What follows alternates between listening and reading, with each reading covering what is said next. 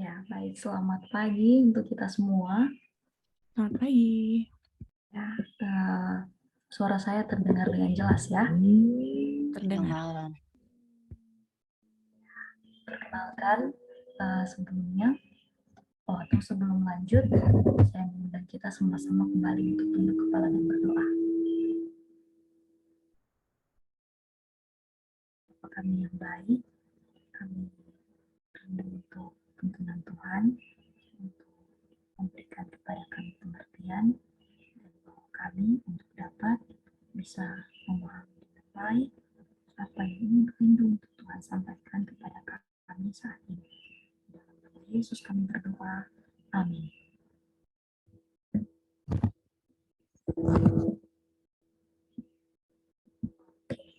Ya. Ini udah jelas ya terdengarnya ya. Baik. Perkenalkan, nama saya Monica Lila dan saya ini berdomisili Depok dari Jemaat Depok Baru. Ya. Puji Tuhan untuk kesempatan yang boleh saya dapatkan di pagi ini. Kemarin sesi training yang kemarin itu kita udah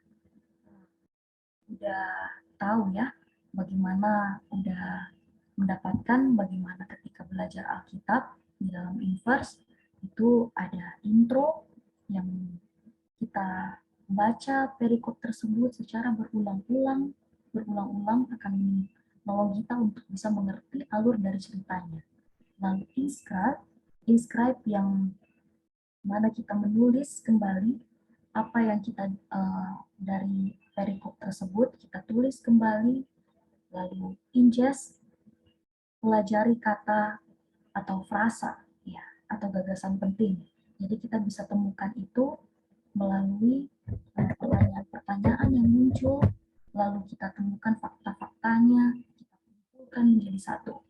Dan saat ini kita akan belajar mengenai interpret atau interpretasi. Jadi dari interpretasi ini kita boleh dapatkan setelah kita melakukan 3 langkah yang sebelumnya, yaitu intro, inscribe, dan ingest. Nah, setelah kita melakukan ini, kita akan masuk ke tahap interpretasi, yang mana itu sebagai rangkuman dari apa yang kita dapatkan, apa dari pertanyaan-pertanyaan atau fakta-fakta yang sudah kita kumpulkan, itu akan menolong kita untuk bisa mengerti apa maksud dari apa yang rindu untuk apa yang sementara disampaikan oleh penulis atau perikop yang kita baca. Di sini saya rindu untuk membagikan satu contoh.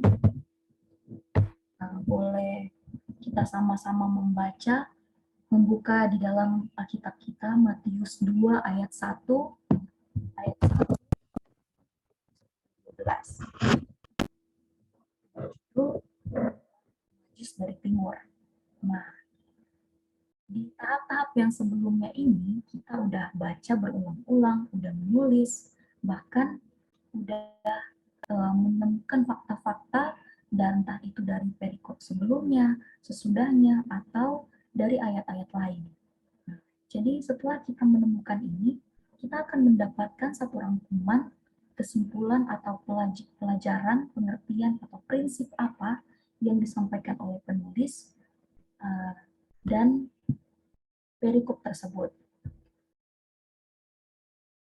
Di sini ketika kita ketika kita melihat secara garis besar, kita akan melihat bahwa di dalam Matius 2 ayat 1 sampai 12 ini, kita bisa yang sebagai contoh, ketika saya mengumpulkan semuanya, saya mendapati bahwa apa yang disampaikan dari perikop ini adalah mengenai kerendahan hati.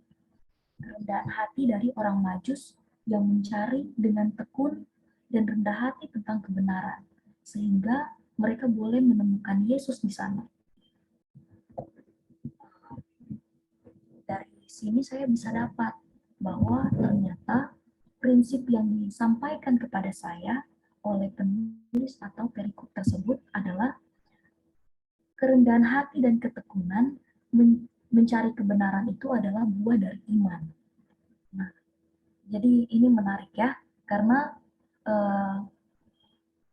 di dalam step-step yang kita temukan di sini, step-step yang kita lakukan di dalam inverse atau step-step ini itu menolong kita untuk bisa menggali lebih dalam apa dan apa yang rindu untuk Tuhan sampaikan kepada kita. Seperti yang kemarin di hari sebelumnya oleh Kak Willy Yonas, yang mana ketika kita mencari firman Tuhan, mempelajari firman Tuhan itu seperti mencari sebuah emas, itu akan kita gali lebih dalam, dan kita akan menemukan sesuatu yang baik yang mungkin tidak ditemukan oleh orang lain. Setelah kita mengerti apa itu interpretasi, setelah kita lakukan, setelah kita masuk kepada step interpretasi ini, kita akan lanjut kepada invite. Di mana invite ini kita belajar untuk menemukan Yesus di dalam perikop tersebut. Apa yang Yesus, apa karakter Yesus di sana? Jadi di sini invite ini menolong kita untuk bisa mengenal siapa Tuhan kita, siapa Yesus, seperti apa Dia. Di dalam saya rindu untuk ada yang mau volunteer membacakan Amsal 9 ayat 10.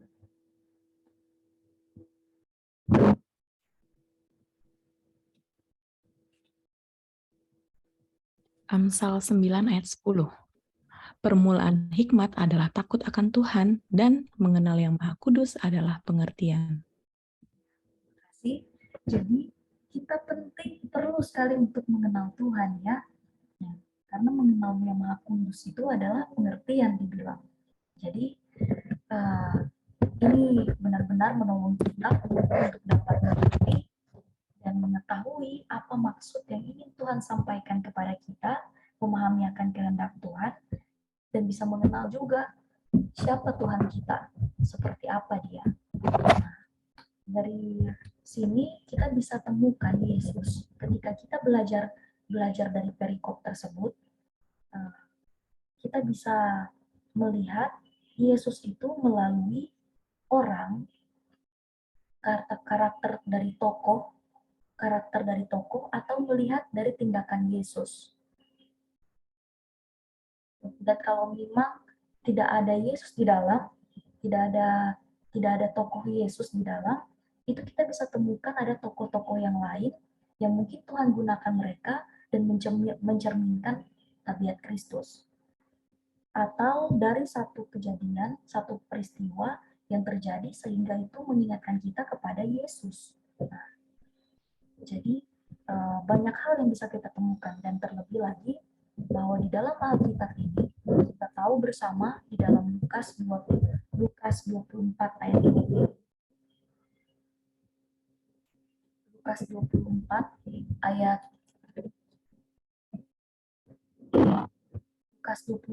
ayat 27 itu dikatakan, lalu Ia menjelaskan kepada mereka apa yang tertulis tentang Dia dalam seluruh kitab suci, mulai dari kitab Nabi, kitab Musa, dan kitab Nabi-Nabi. Jadi di sini kita nggak perlu khawatir untuk nggak bisa menemukan karakter Yesus, karena sekalipun kita membaca satu perikop itu yang mana tidak ada kata Tuhan atau tidak ada kata Yesus di dalam, tidak ada tokoh Yesus, di situ kita bisa temukan Yesus, karena Alkitab ini adalah menceritakan Yesus. Jadi di sini kita bisa mengerti dan mengetahui untuk bagaimana kita untuk bisa memahami lebih dalam apa yang rindu untuk Tuhan sampaikan kepada kita. Ini masih, ya, satu lagi ingin saya sampaikan adalah ketika kita belajar Alkitab dan ketika kita mau mempelajari itu dengan lebih dalam, kita akan menemukan sesuatu yang baik bahkan luar biasa untuk diri kita. Dan ada satu pengalaman juga yang saya rasakan ketika belajar firman Tuhan itu, kita perlu belajar seperti anak kecil, yang mana ketika ada satu kata saja yang dia nggak tahu, itu akan dia berusaha untuk apa sih maksudnya. Nah, di tempat di mana saya tinggal saat ini, ada seorang anak yang ketika belajar firman Tuhan, dia akan bertanya, seperti contoh, busur, melengkungkan busurnya. Lalu anak ini bertanya, apa artinya melengkungkan busurnya, kayak gitu. Jadi coba untuk belajar seperti halnya anak-anak ya, ketika tidak tahu sesuatu, dia bertanya, dia lakukan sesuatu supaya bisa temukan jawaban itu, temukan kebenarannya. Dan demikianlah firman Tuhan. Dan di sini juga saya rindu untuk sampaikan juga, yang mana seperti halnya orang-orang Majus ini, ketika mereka belajar firman Tuhan, bukan hanya pengetahuan dunia yang mereka belajar, tapi juga pengetahuan tentang firman Tuhan. Sekalipun mereka ini jauh dari sarana kasih karunia, tidak berbeda dengan bangsa Israel, tetapi kita bisa menemukan hal yang luar biasa di sana. Oleh karena kita mempelajari sesuatu, kita mau belajar. Nah, seperti orang Majus, mereka belajar sesuatu, mereka percaya, oleh karena ketekunan dan kerendahan hati mereka mempelajari firman Tuhan dan mencari kebenaran, akhirnya mereka boleh bertemu dengan juru selamat.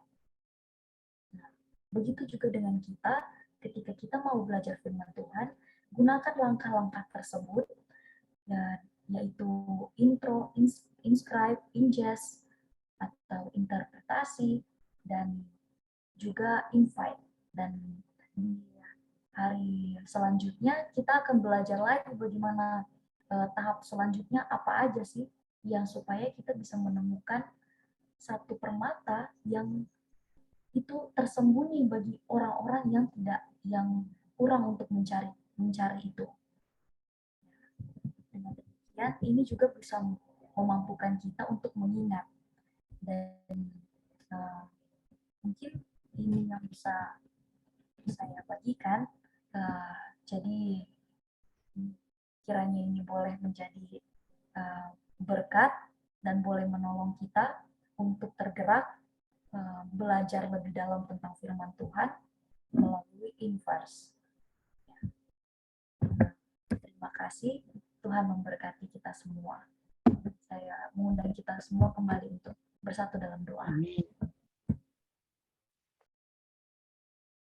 Ya, Tuhan yang baik, terima kasih banyak untuk penyertaan Tuhan. Kami percaya bahwa Tuhan akan menolong kami untuk bisa lebih mengerti, lebih dalam, terlebih khusus mendorong kami untuk bisa belajar firman Tuhan ini dengan baik, sehingga setiap hal-hal yang Tuhan sampaikan, yang rindu Tuhan sampaikan kepada kami boleh dapat menemukannya. Terpujilah nama Tuhan.